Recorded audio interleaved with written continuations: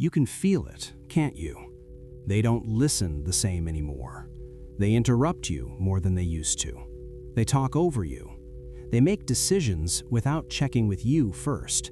And every time it happens, you tell yourself the same thing. It's not worth making a big deal out of. You smile. You let it slide. Because stopping it would mean admitting something uncomfortable. That this didn't happen by accident. That it didn't happen overnight. This is something they learned about you. How it actually starts. Respect doesn't disappear in a single moment. It erodes, not loudly, not dramatically, through repetition. Small allowances, small silences, small moments you decide aren't worth it. Each one feels insignificant until the pattern is set. Scene 1. Workplace. Picture this. You're in a meeting, mid-sentence, explaining an idea. Someone cuts you off, not aggressively, not rudely. They just start talking. You stop. You wait for a gap that never comes. No one says anything. The conversation moves on without you.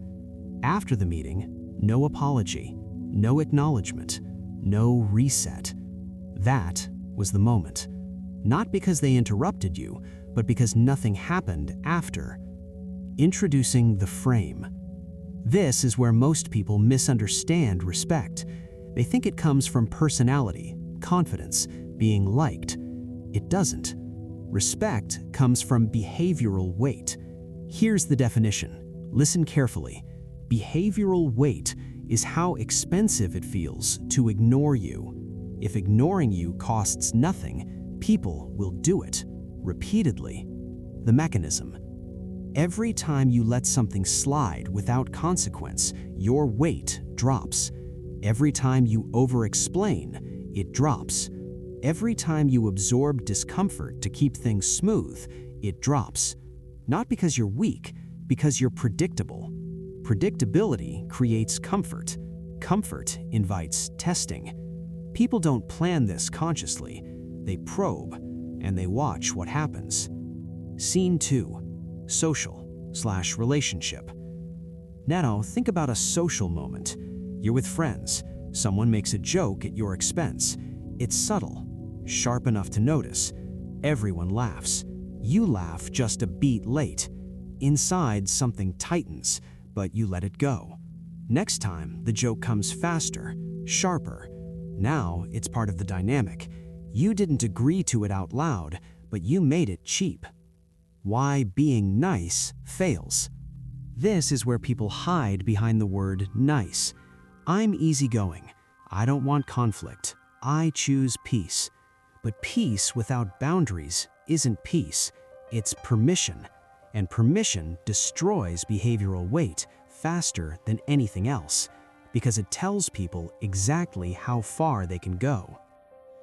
The emotional dip. Here's the dangerous part. You feel the shift, but you can't point to one cause. So you doubt yourself. You wonder if you're overthinking it, if you're being sensitive, if this is just how people are. That hesitation is costly, because while you're questioning your perception, others are recalibrating their behavior around you. They interrupt more easily. They respect your time less. They assume access. Not out of malice, out of calibration. The quiet loss. At some point, you notice something else. Your presence doesn't slow the room anymore. Your silence doesn't create space. Your absence wouldn't change much. That realization lands quietly, but heavy, because it forces a question you've been avoiding. When did I become someone people don't have to consider? Here's the truth most people recognize too late. Respect doesn't vanish because you failed. It vanishes because the cost of crossing you dropped to zero. By the time it feels obvious, it's already normal. And once a pattern is normal, changing it demands payment. In the next part, we'll talk about that payment, why most people refuse to make it, and what actually happens when you do. The payment most people refuse to make. Let's talk about the payment.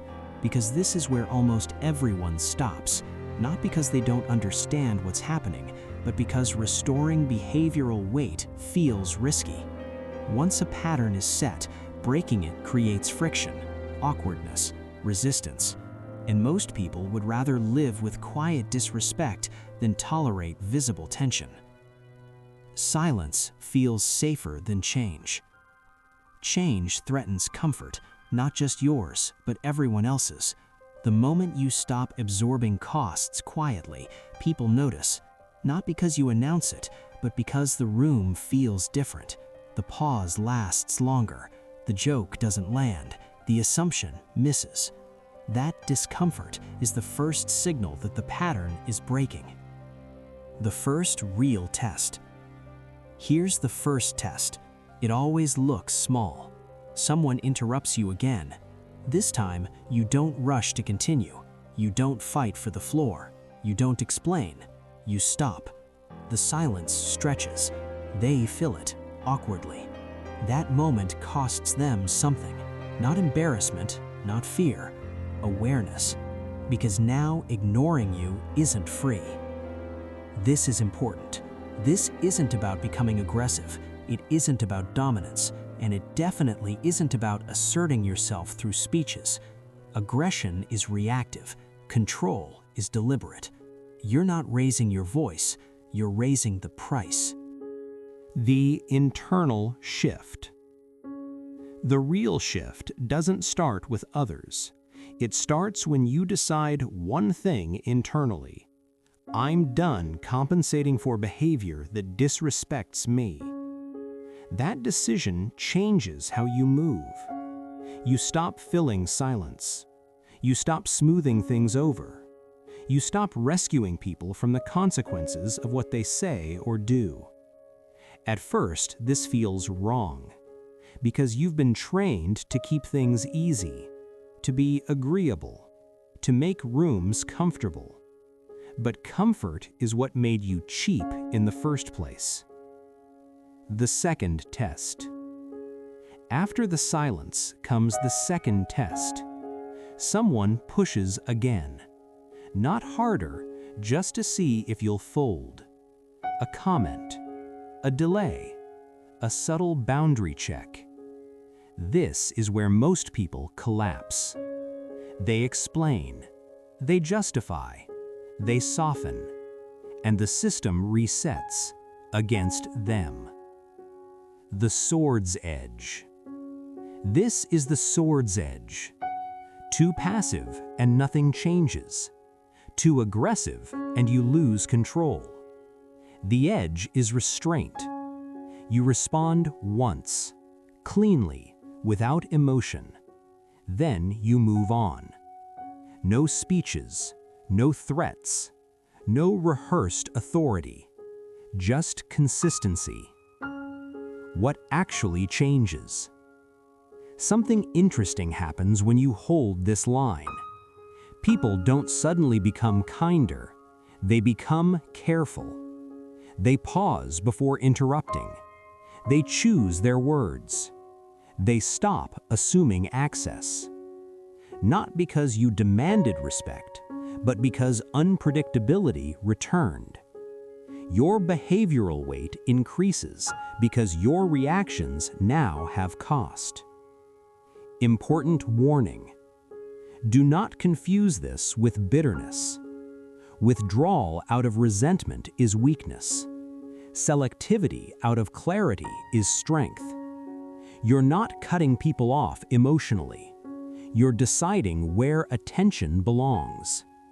That selectivity is what creates gravity. The transformation. Over time, something shifts. You stop scanning faces for approval. You stop narrating your decisions. You stop needing to be understood by everyone. Your posture changes. Your pace slows. Your presence carries friction. People feel it, even if they can't explain it. They adjust. Callback closing. You already know the moment it started. The meeting where you stopped talking. the joke you smiled through. That was the price check, and you paid it. The moment you stop paying quietly, everything recalibrates. Stay sharp.